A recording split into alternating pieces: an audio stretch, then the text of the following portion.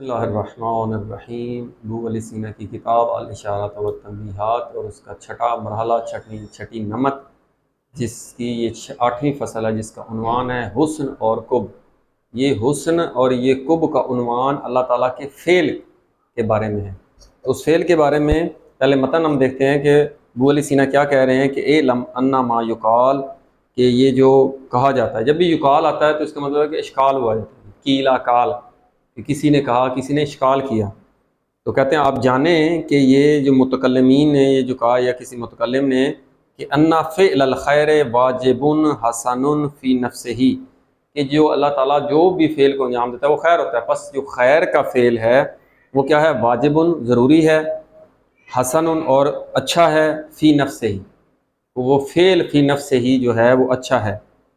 اب وہ کہہ رہے ہیں یہ جو کہا ہے متکلم نے، شیء، یہ ایک ایسی شے ہے، لا مدخل لہ، اس کا کوئی دخل نہیں ہے، کس چیز میں دخل نہیں ہے؟ فی انا یختارہ الغنی، کہ اس فعل کو غنی اختیار کرے۔ یہ متکلم کہہ رہا ہے کہ کوئی بھی فعل جو خیر کا ہوتا ہے وہ بذات اچھا، حسین اور خیر ہوتی ہے، کیونکہ خیر سے صادر ہوا ہے تو وہ خیر ہوتا ہے، اور اس کا کوئی بھی دخل نہیں ہے کہ اللہ تعالیٰ جو غنی ذات ہے۔ غنی کا لفظ استعمال کیوں کیا؟ کیونکہ غنی آپ سے عرض کیا تھا کہ غنی جو غیر کا محتاج نہیں ہوتا، تو غیر اسے مجبور بھی نہیں کر سکتا فعل پر، یا فعل کہیں کہ خود فعل کہتا ہے کہ مجھے آپ انجام دیں، اس کا کوئی دخل نہیں ہے کہ اللہ تعالیٰ جو غنی ذات ہے وہ اختیار کرے ایسے اچھے فعل کو، مگر الا ان یکون الاتیان بذالک، مگر اس فعل کو جو بجا لانا ہے وہ کیا ہے؟ بذالک الحسن، وہ اچھا ہے، یعنی کوئی اچھے فعل کو انجام دیتا ہے تو سارے لوگ کہتے ہیں اللہ تعالیٰ نے اچھا فعل انجام دیا، یہ جو اچھا ہے، اور ینزہ، اور اللہ تعالیٰ کو یہ اس فعل کی وجہ سے اس کی تنزیہ کرے، اللہ تعالیٰ منزہ ہے، اور وہ یمجدہ، اور اللہ تعالیٰ کی تمجید، پاکی بیان کرے، وہ یزکی ہے، اور اللہ تعالیٰ کو پاک، زکی تزکیہ جسے کہتے ہیں تزکیہ نفس، نفس کو پاک کرنا، اور اس کی پاکی کو بیان کرے، وہ یکون و ترک، یہ ہو گیا حسن، کہ اگر اللہ تعالیٰ اچھے فعل کو انجام دیتا ہے تو پھر اس کی تنزیہ کی جا سکے، اس کی تمجید کی جا سکے، وہ یکون و ترک، اور اس فعل کا جو ترک کرنا ہے، ینقص منہ،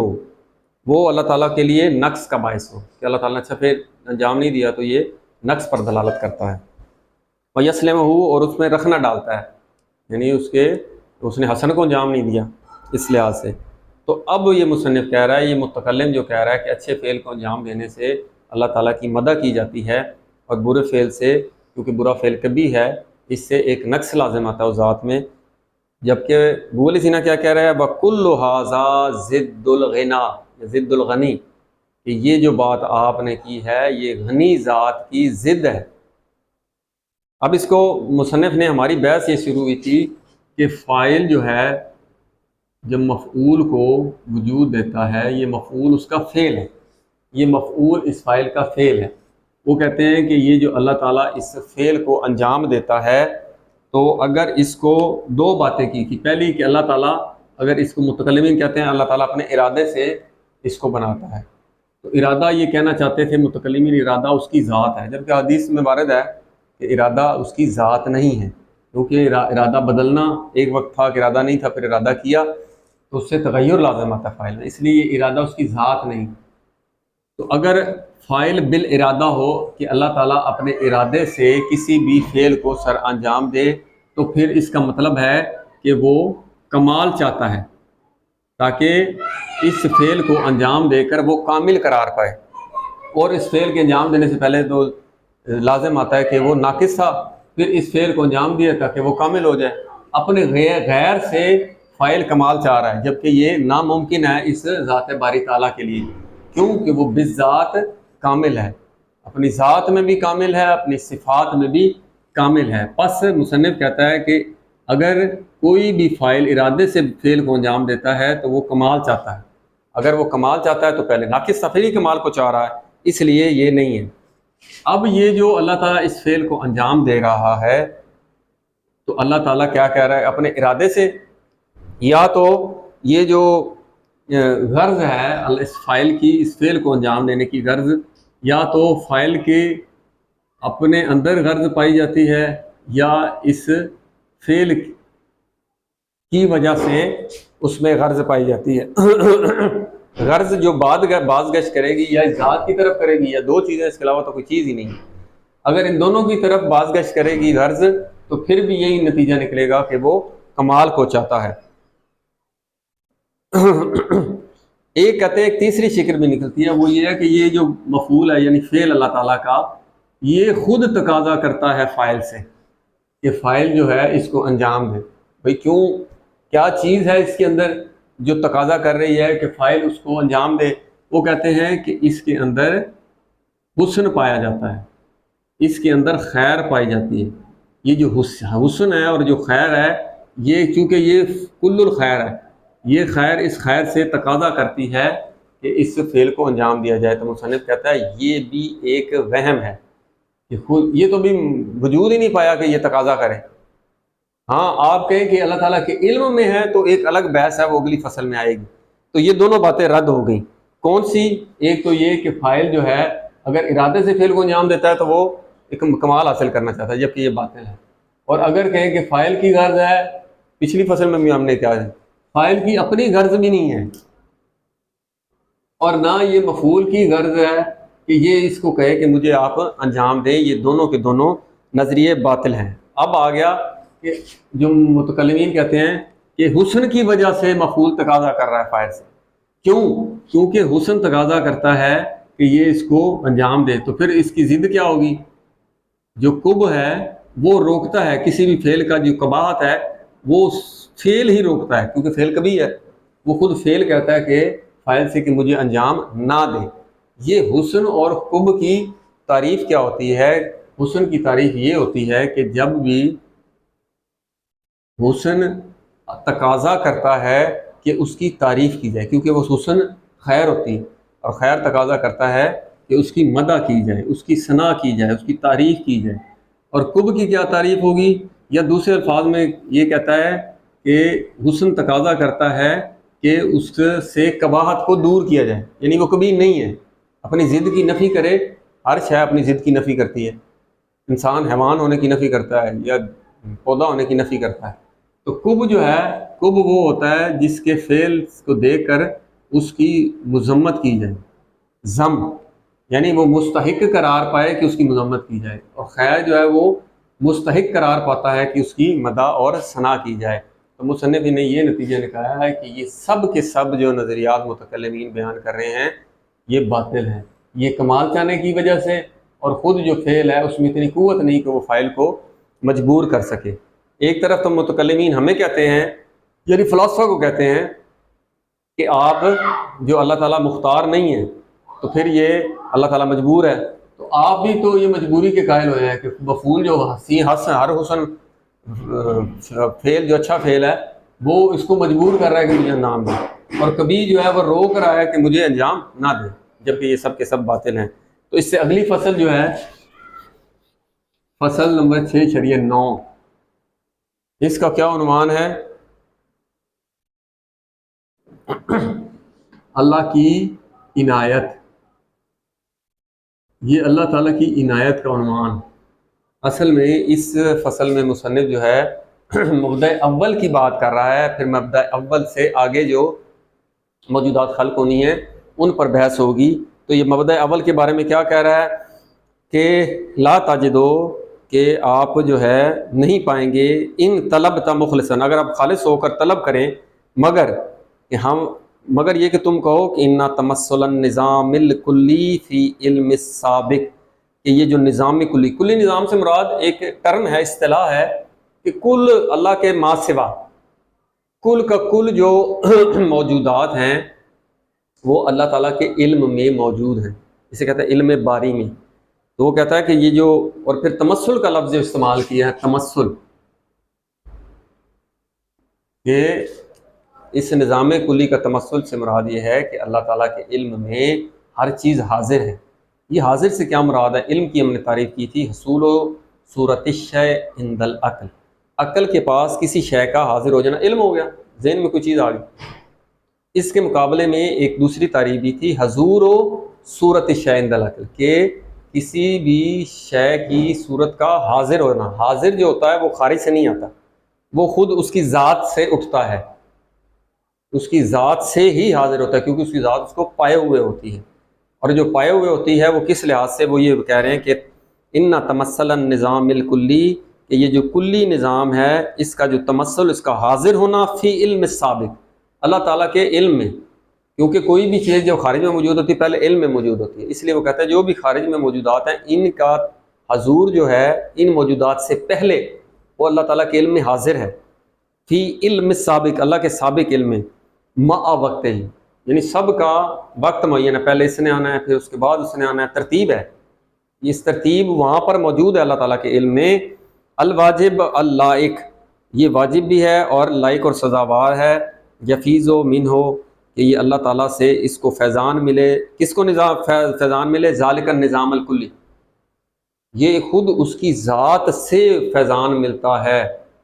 اس نظام کلی کو، اللہ ترتیب ہے، لیکن ترتیب پر ہے، وہ تفاصیل ہی، اور اس کی تفاصیل بھی وہاں پر موجود ہیں، معقولاً فیضان ہو، اور اس کا فیضان جو ہے یہ عقلی ہے، تقلی ہے۔ یہ کیا چیز ہے کہ اللہ تعالیٰ کے علم میں ہر چیز حاضر ہے اپنے معین وقت کے ساتھ، ترتیب کے ساتھ، تفصیل کے ساتھ، یہ کیا چیز ہے، وَذَلِكَ هُوَ الْعِنَایَةُ، یہ اللہ تعالیٰ کی عنایت ہے،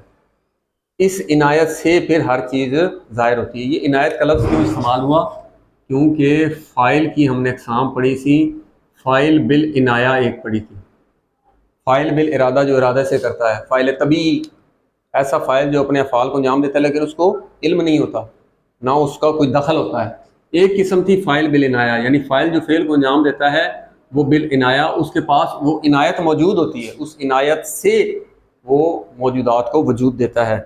وہ پھر آگے مصنف کہتا ہے وَهَذِهِ جُمْلَةٌ سَتُهْدِي سَبِيلَ تَفَاصِيلِهَا، یہ جو جملہ ہے، یہ ذَلِكَ هُوَ الْعِنَایَہ، جو اس عنایت میں سارا نظام کلی موجود ہے، یہ ایک تکوینی تدبیر ہے کہ اس کائنات کو تدبیر کرنا، چلانا، یہ اس جو اللہ تعالیٰ کے علم میں موجود ہے اسی کے حساب سے کل کائنات کا نظام چل رہا ہے، چھوٹے سے چھوٹا، بڑے سے بڑا۔ وہ کہتے ہیں وَهَذِهِ جُمْلَةٌ، یہ جملہ ہے، سَتُهْدِي، یہ اس کے ذریعے سے ہدایت، یعنی سیدھا رستہ یا ڈائریکشن، سبیلا تفیض، اسی کے ڈائریکشن سے تمام تفصیلات کو راہ ملتی ہے، ملتا ہے۔ تو اب اس کی غرض میں تفصیل میں کیا شیخ محقق طوسی بیان کرتے ہیں کہ مصنف نے پچھلی 8 فصول میں کتنی باتیں بتائی ہیں۔ ایک بات یہ بتائی ہے کہ اللہ تعالیٰ غنی ہے، اللہ تعالیٰ ملک بادشاہ ہے، اللہ تعالیٰ جواد ہے، یعنی اس کا جود بلا عوض ہر چیز کو فیضان اللہ تعالیٰ عطا کر رہا ہے۔ ان 3 کو بیان کرنے کے بعد پھر اللہ تعالیٰ جس مخلوقات کو خلق کرتا ہے اس کی غرض کے بارے میں تھی۔ اللہ تعالیٰ کسی ارادے سے انجام نہیں دیتا، کیونکہ اگر ارادے سے انجام دے تو وہ کمال حاصل کرنا چاہتا ہے، اور اللہ تعالیٰ خود کامل ہے، اس لیے وہ ارادے سے فعل کو انجام نہیں دیتا، یعنی غرض پہ بحث تھی۔ اور آخری بات جو پچھلی سے پچھلی فصل میں آپ سے عرض کی تھی کہ جو امور عالیہ ہوتے ہیں، جو بلند ہستی ہوتی ہے، وہ سافل کے لیے کسی فعل کو انجام نہیں دیتی، یعنی اس کے فعل کا جو غرض و غایت ہے وہ نچلا مرتبہ نہیں ہوتا، بلکہ اس کی غایت اس سے مافوق ہوتی ہے۔ پھر اللہ تعالیٰ سے مافوق کوئی چیز نہیں ہے، اس لیے اللہ تعالیٰ کی غایت نہیں ہے۔ پس اللہ نہ غایت کی وجہ سے فعل کو انجام دیتا ہے، نہ ارادے کی وجہ سے فعل کو انجام دیتا ہے۔ پھر انہوں نے کہا آپ یہ کیسے کہہ رہے ہیں کہ یہ جو عالم مادہ ہے، مثلا نچلا عالم ہے، اس کی پوری تفاصیل، آج کیا ہونا ہے، کل کیا ہونا ہے، اور کتنا بڑا نظام عالم مادہ ہے، ابھی اس ایک عالم یونیورس کا نہیں پتہ لگا، اور یہاں تک پہنچے ہیں کہ یہ جو یونیورس ہے ہماری، یہ ایک نقطہ ہے۔ کس کا نقطہ ہے؟ ایک بڑے یونیورس کا ایک نقطہ ہے، اتنا۔ اس کا نظام کیسے چل رہا ہے، اس کی ترتیب، تفصیل، اوقات، کس نے آگے پیچھے ہونا ہے، یہ سب کا سب جو ہے، اور تبدیلی، تغیر آ رہی ہے، ایک چیز فاسد ہو رہی ہے، نئی آ رہی ہے، ٹھیک ہے، کون و فساد اسی لیے اس عالم کو کہتے ہیں کہ ایک چیز ختم ہو رہی ہے، ہر لمحہ نئی چیز آ رہی ہے۔ تو کہتے ہیں یہ کون و فساد جو ہو رہا ہے کس طرح اللہ تعالیٰ سے صادر ہو، کیونکہ اس کی ذات میں تو تغیر نہیں ہے۔ تو مصنف کہتا ہے کہ کم از کم ہم نے آپ سے عرض کیا کہ اللہ تعالیٰ جو فعل کو انجام دیتا ہے، نہ کثرت سے دیتا ہے، نہ اپنے ارادے سے دیتا ہے، نہ طبیعت سے دیتا ہے، اور نہ یہ تمام کے تمام امور اتفاقاً، جیسا کہ دہریے کہتے ہیں کہ اتفاقاً ہو گیا، اس سے تو لغو لازم آتا ہے، تو فعل جو ہے لغو لازم آنا چاہیے۔ مثلا کوئی بھی فعل ہے، آپ ڈھیر ساری چیزوں کو ایسے مکس کریں پھر اس کو لگا نہیں کر سکتے، وہ مکس ہوگی، ڈور جیسے ہوتی ہے۔ جب آپ اتنا بڑا نظام ہے، ہم اس کی بڑی نظم دیکھ رہے ہیں، تو اللہ تعالیٰ کا فعل جو ہے وہ لغو بھی نہیں ہے، بیکار اور فضول نہیں ہے۔ تو شیخ موقع توسی کہتے ہیں کہ یہ تمام کا تمام جو نظام ہے، یہ سے علمی طور پر اللہ تعالیٰ کے پاس حاضر ہے، اللہ تعالیٰ کے علم میں یہ حاضر ہے، اور بڑی ترتیب اور تفصیل کے ساتھ یہ احوال جو ہیں اس اللہ تعالیٰ کی اس علم باری تعالیٰ سے صادر ہوتے ہیں۔ یہ جو علمی باری تعالیٰ میں تمام تفاصیل موجود ہیں، اس کو کہتے ہیں اللہ تعالیٰ کی عنایت۔ یہاں پہ فخر الدین رازی نے اعتراض کیا ہے اختصار کے ساتھ، کہ وہ کہتا ہے کہ آپ نے جو پہلے کہا جی اللہ تعالیٰ جو ہے وہ کمال، اللہ تعالیٰ جو فاعل ہے بالارادہ نہیں ہے، ٹھیک ہے، ایک بات کہ اللہ تعالیٰ فاعل بالارادہ نہیں، کیوں؟ ارادے سے اگر انجام دے گا تو یہ فاعل جو ہے یہ کیا ہوگا؟ کامل قرار نہیں پائے گا، کیونکہ اس فعل کے ذریعے سے کمال حاصل کرنا چاہ رہا ہے۔ کہتے ہیں جب آپ نے یہ ہو گیا مقدم، جملہ ہوتا ہے قضیہ میں، ایک ہوتا ہے مقدم، ایک ہوتا ہے تالی، جس طرح موضوع پہلے ہوتا ہے معمول بعد میں ہوتا ہے۔ وہ کہتا ہے کہ آپ نے جب یہ ثابت کر دیا کہ فاعل بالارادہ اللہ تعالیٰ نہیں ہے، تو پھر باقی چیزیں ثابت کرنے کی آپ کو کیا ضرورت ہے کہ اللہ تعالیٰ جو ہے وہ غنی نہیں رہے گا، لم یکن غنی جواد مالک۔ وہ کہتا ہے جب یہ مقدم باطل آپ نے کر دیا ہے تو تالی آٹومیٹک باطل ہو جاتی ہے۔ یہ منطق کا قانون ہے کہ ایک قضیہ ہے، ایک مقدم ہے، ایک تالی، اگر آپ مقدم کو باطل کر دیں گے تالی آٹومیٹیکلی باطل ہو جائے گی۔ مثلا سورج نکلتا ہے تو دن روشن ہوتا ہے، اگر آپ ثابت کر دیں سورج نہیں نکلتا تو وہ ظاہر دن روشن نہیں ہوگا، وہ ثابت ہو گیا، تو آپ کو اس کو ثابت کرنے کی ضرورت ہی کیا ہے؟ مصنف کہتا ہے کہ ہم نے جو اگلی فصول ہیں ہم نے مبدأ اول سے سٹارٹ کیا ہے، پہلے اس کی صفات بیان کی ہیں، اور وہ صفات ایسی نہیں ہیں جو مخلوق کی صفات ہوں۔ جب یہ مبدأ اول کی صفات ہیں، اس کے بعد جو اگلے جو موجودات آنی ہیں ان پر جو بحث کرنی ہے، اس لیے اس کو مقدمے کے طور پر پیش کرنا ضروری تھا۔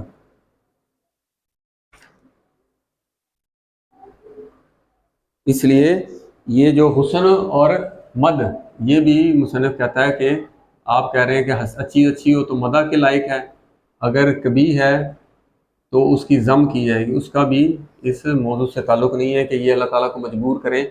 آپ کہیں جی اللہ تعالیٰ کے فعل بڑا حسین ہے، تو بس یہ جو فعل حسین ہے اور اس کی مدح کی جا سکے، اس لیے لازم ہے کہ اللہ تعالیٰ اس کو انجام دے۔ وہ کہتے ہیں یہ علت نہیں ہے۔ الحمدللہ رب العالمین۔